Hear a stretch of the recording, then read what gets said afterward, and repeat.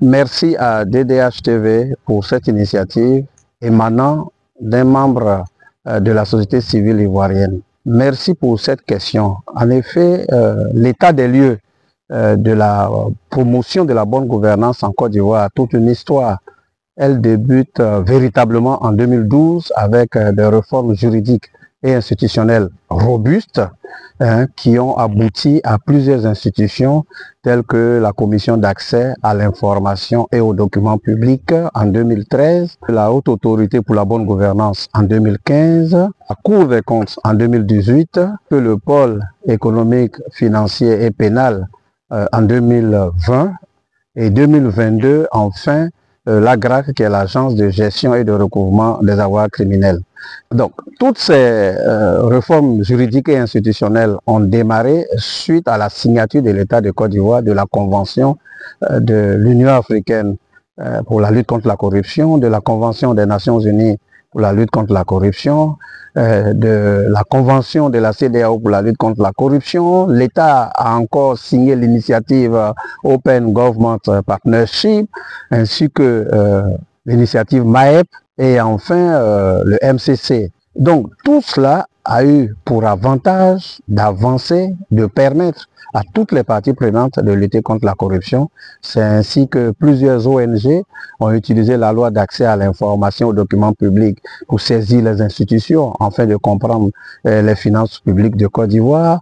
C'est dans ce même cadre que l'Union européenne, APDH et Konrad Adenauer ont initié les finances publiques, notre affaire à tous comme projet qui a abouti aujourd'hui à un livre très intéressant qui parle de la nouvelle façon de gestion des finances publiques.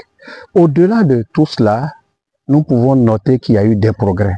Cependant, au vu de toutes ces réformes juridiques et institutionnelles robustes, il y a à noter que des défis sont à relever, mais aussi des perspectives heureuses parce que cette réforme ouvre la voie réellement à combattre la corruption et à faire une bonne promotion de la gouvernance en Côte d'Ivoire.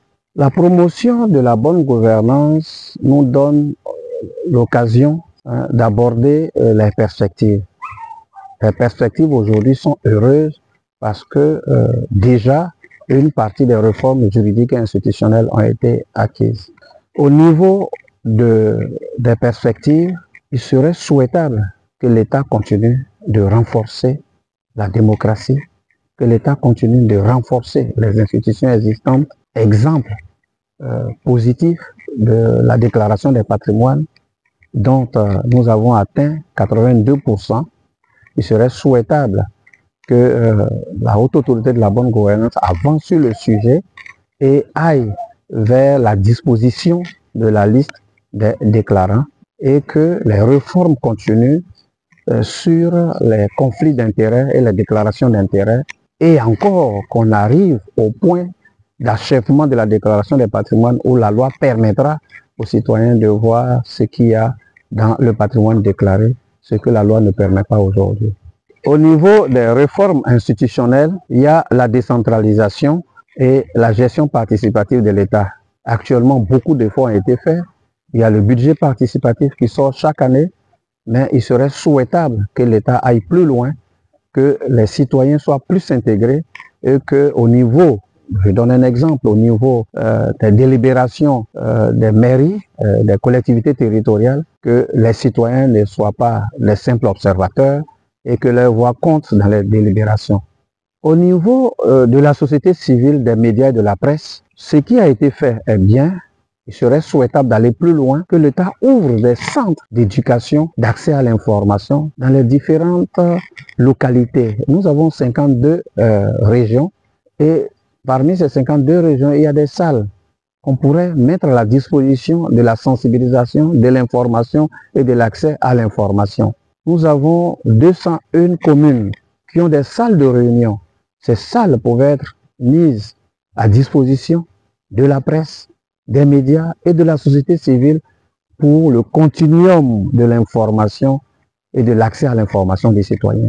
Certes, les institutions sont créées, certes, les lois sont créées, nous demandons à l'État d'aller plus loin en ouvrant ces espaces-là, en les encadrant pour que ces espaces soient réellement des espaces qui puissent continuer le travail déjà fait par l'État. Au niveau institutionnel global, il faut aussi qu'il y ait le renforcement de l'état de droit et de la démocratie. Il faut que l'inclusion sociale continue. Il y a le programme social de l'État, mais nous demandons que l'État aille encore plus loin et que, au niveau de la réduction des inégalités, le gouvernement avance sur le programme actuel et aille sur les localités les plus lointaines possibles pour inclure les citoyens qui sont au bord de la route du développement.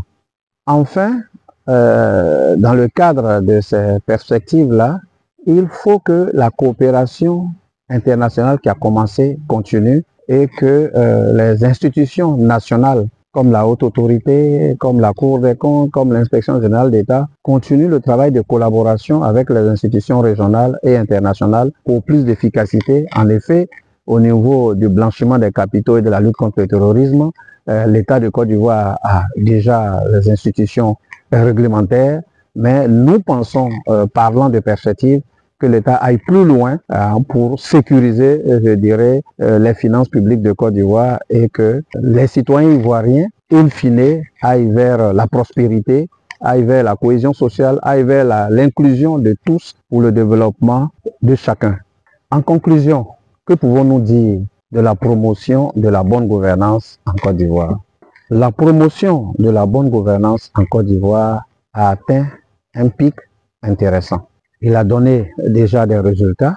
Bien que la promotion de la bonne gouvernance ait atteint un certain niveau qualitatif, il serait souhaitable que l'État continue dans cette envolée et que l'État mobilise toutes les parties prenantes, la société civile, les médias, la presse, le privé, et surtout dans le cadre précis du blanchiment des capitaux et de la lutte contre le terrorisme, que les assujettis soient informés, qu'on ait une liste des assujettis qui jouent ce rôle parce que ce dernier phénomène-là n'est pas encore très bien connu et les assujettis ne sont pas informés.